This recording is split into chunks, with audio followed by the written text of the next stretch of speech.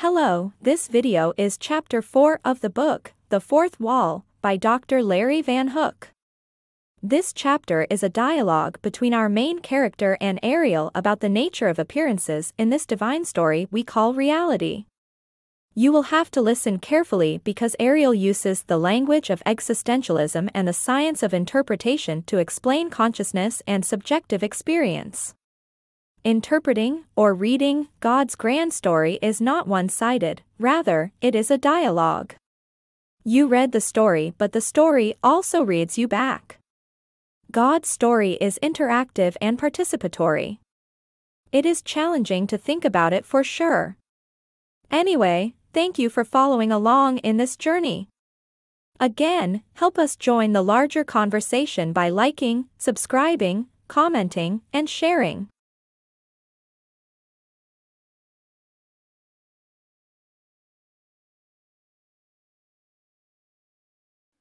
Chapter 4. A Lesson in the Garden. She looked at me as she closed the book. "This is why you have DNA. Life is a memory of God's imagination," she added with a wink. What an odd thing to bring up now, I thought. "I've always thought that the DNA code was evidence of God," I said. I couldn't understand why people didn't see it that way. Information was stored and used to continue life. Now, I see it runs much deeper than even that. Information and consciousness are at the heart of the universe. It is literally a story. I think I get it. "There is much more here for sure, but I'm glad you are getting it," she replied happily. "Right now, God is preserving your story until He gives you a new body. It is safely in the library until the final chapter is written. Your new body is for your new eternal story. That is why you need one. As it was written, we have borne the image of the earthy. We shall also bear the image of the heavenly. For this corruptible must put on incorruption, and this mortal must put on immortality. Remember, this is just a way station until Judgment Day arrives.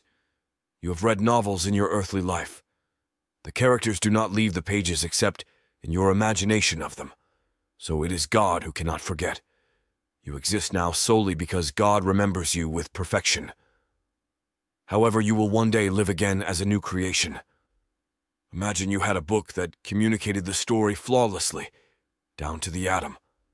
Assuming you could read it every time you did, it would be imperceptible from the reality you once knew. For this place, such is reality. People with near-death experiences aren't here long enough to understand that, so they come up with false conclusions.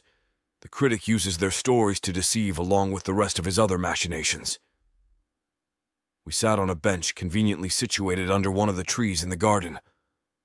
I was curious about this behind-the-curtain revelation. I thought about how Middle Heaven seemed like the setup of a science fiction novel. On the one hand, everything seemed simple. We are characters of imagination posited in a story. On the other hand, the story's complexity was a bit overwhelming and alien. She took a momentary pause, and together, we embraced the garden's splendor. The landscape was adorned with numerous trees, some bearing fruits, while others stood bare. A few resembled oversized indoor plants. Amidst this, a solitary tree at the garden's heart captured my attention. It radiated a gentle halo of blue akin to the book. The garden wasn't solely populated by flora.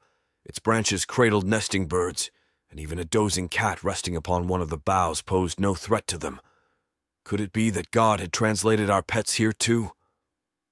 The prospect of reuniting with my beloved childhood pets filled me with hopeful anticipation. Was everything translated and reproduced here, like a reverse form from Platonism? Those questions, however, were not at the forefront. Instead, I wanted to know more about Ariel's mention of the resurrection and the critic. "Why do you call the devil the critic?" I asked, catching her attention. "It is just for you," she answered with a sweet tilt of the head. "Remember, this place is full of imagination. We needed to give you a suitable metaphor to record on your tablet. The evil one is critical and accusatory, hence a critic. He criticizes the story and tries to supplant it with his own. He used you humans to do it." "I understand you're talking about fallen humanity," I said, nodding. She reached over and put her hand on my shoulder to reassure me, saying, "The whole issue of the grand story's drama here in heaven was knowledge." "I thought it all had to do with rebellion, good and evil and all that," I replied. "I was taught there was a war in heaven, and Satan and some angels rebelled." "All true. It is just that there is more to the story." Standing back up, she asked, "Tell me, what happens to a story if the characters have too much or too little information?" I thought for a minute. "It might ruin the plot," I surmised. She said it ruins the story, and that is exactly what the critic has been trying to do since Adam and Eve. He wants to control the narrative through deception and selective information. Since the story began, the critic and his servants have used or misused knowledge to ruin the plot. I leaned back a bit on the tree behind the bench. I didn't want to go far afield of where she was leading me, but I had to ask about knowledge itself. What is truth? Truth is whatever surprises us. I was puzzled by the cryptic answer. I was not surprised by many things on earth, but it was continually a surprise here. I wondered what she meant because the implication was that the familiar and expected was a lie. I suppose she said this to pique my interest, and it certainly did when she explained. "You remember back on the pirate ship that we said that existence is difference? And what stands out is part of the art. Remember the string of letters I gave you as an illustration? Well, imagine that the string of letters is nearly unending so that you could measure the probability of words appearing randomly like the, or, and. You would imagine that those words would occur quite frequently, correct? That wouldn't be surprising since it wouldn't stand out." I nodded approvingly. Truth is the difference between the average and unexpected low probability strings.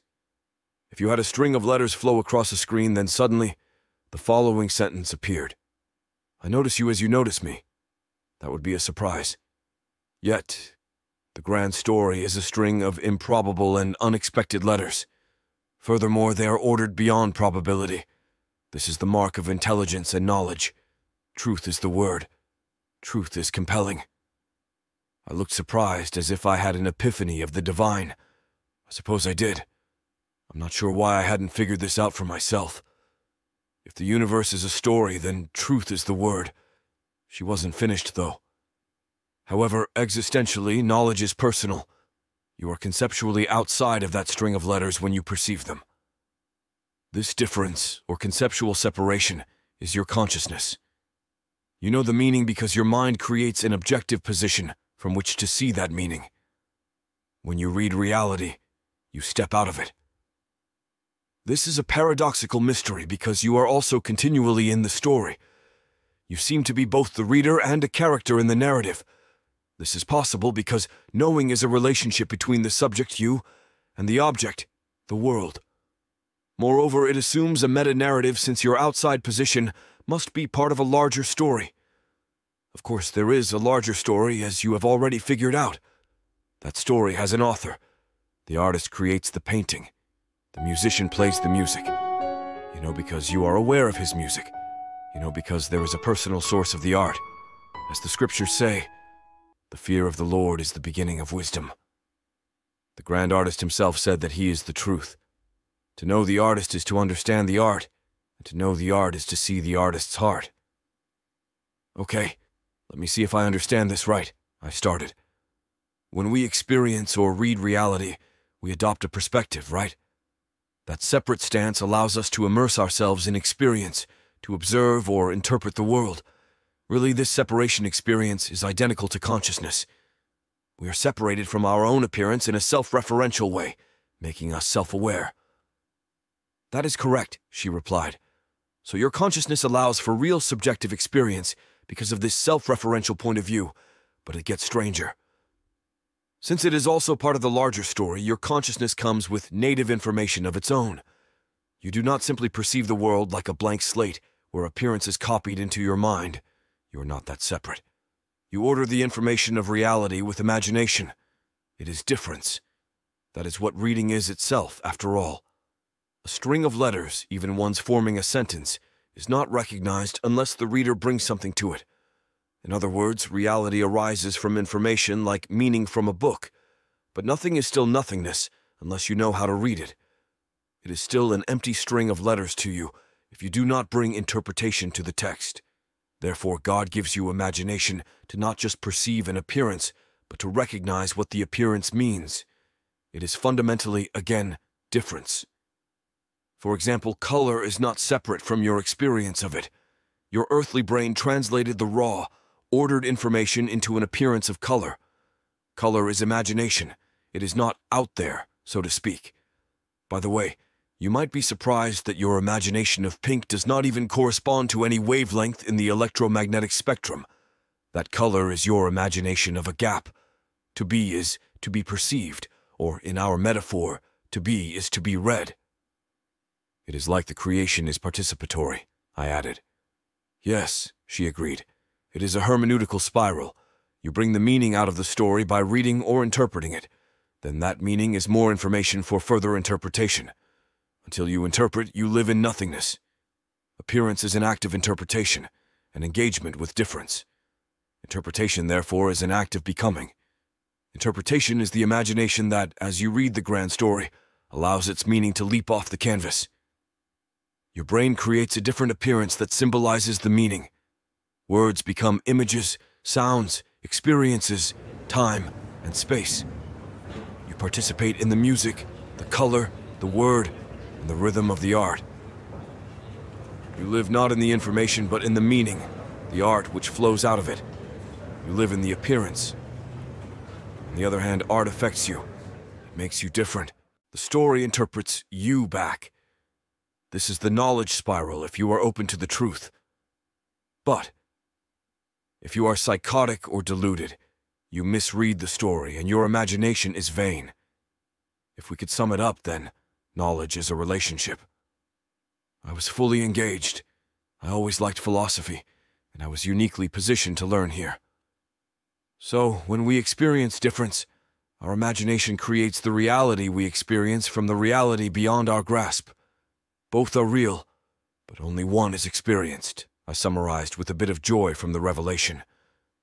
Yet, I was unsure what I said. Its meaning barely stayed with me. Truth is when our experience of the appearance corresponds accurately to the story. God created a grand story, so interpretation must match the author's intent to understand its meaning. It does not mean whatever we wish it to mean. It means what the author wishes it to mean. Making it your own, being your own God, is the sin of pride. You take part in and read the story. You even contribute, but you are not the author. You are only the author of your own story, but even that is a subplot of God's larger narrative. The critic thinks differently. He wants God to lose his copyright and let you become the meaning maker, of course, with his guidance alone, she said with a smirk of sarcasm. He tried for thousands of years to set up false authors, false gods, and to some extent they still obscure the story. But now, he has learned that the God you will least likely abandon for the one true God is yourself. He now promotes the self as God, and ensures his minion hordes promote this corruption with all deceit. The self-God deifies the self and dehumanizes all others. It is inherently selfish and self-righteous. It is easily angered and is full of blasphemy. He knows you will misinterpret the story if you believe you are the author. That seems awfully arrogant, I interrupted. The devil in his pride, she said, regaining her train of thought, assumed that he could ascend to the artist's place and play his music better than his creator. He thought he should be allowed to use his imagination on the canvas and be like God. However, his pride was his downfall. In resentment, he influenced other angels, saying they could have their own stories. Even today, he uses the same argument on you humans. Michael, the archangel, led the rest of the faithful sons of God against him, but having no place yet prepared for them, he cast them down upon the canvas. He's been chasing them down ever since to put them in chains. The Shining One, as he was called, became the critic. He uses deception and ambiguity to deface God's story. You cannot know the artist if you cannot see the difference, so he and his army have been foisting many alternate stories and lies upon humanity, to destroy you, because he knows that the Lord loves you. He also knows the stories are never erased and wants to ruin as many as possible. He knows that even the ugly stories are stored in the library. I told Ariel that this all made better sense to me. The critic looks to interfere with the artist's work by marrying the world with his own evil imagination. It is like graffiti on impressive architecture or tattoos on the face. Evil is setting up our imagination contrary to God's story. The devil thinks he sees a loophole in God's sovereignty because he knows the artist will not destroy his story, but must redeem it. He knows that he will forever exist in the library of heaven in those stories. In his arrogance, he thinks that ugliness will now be forever, because the artist never forgets. However, the Lord creates beauty from ashes. He can make a bad story good. When we mourn, I suppose, like some are doing now for me, the artist creates newness and honor even in the middle of darkness. He does not forget me in the grave. His love is forever. God told Isaiah, "To appoint unto them that mourn in Zion, to give them beauty for ashes, the oil of joy for mourning, the garment of praise for the spirit of heaviness, that they might be called trees of righteousness, the planting of the Lord, that he might be glorified." Isaiah 61:3. The devil was surprised by Jesus. That is what I can see from the new vantage point. The devil was ironically deluded by believing he had set up his own story on earth. The world was his kingdom, he thought, because he had changed the narrative. Yet the artist made history his story, making it the most incredible by entering it as a character. He became the reader and the read, just like us. The biography became an autobiography. Understanding this revelation, one can say the source of difference became different for us. There is no ugliness in the library, only stories of God's love and redemption. The devil cannot scribble on the pages of God's story. As the saying goes, we've read the end of the book. God wins. God is part of everyone's story now. All the devil has now is bitterness and revenge. His story can never be better than the grand story. Furthermore, we got to know God in a way the angels never did. We got to know God through his story like we know others on earth through their story. Raziel's illustration earlier was more profound to me now. As he said, to know someone is to know their story. There, he sat beneath the trees of righteousness near the tree of life, talking to Ariel about wisdom. No wonder heaven is filled with praise. The earth and heaven are filled with his glory. The experience of glory is knowing the artist's beauty and awe-inspiring work. "We are not done," she said as she reached out her hand. "Come, there's more to show you."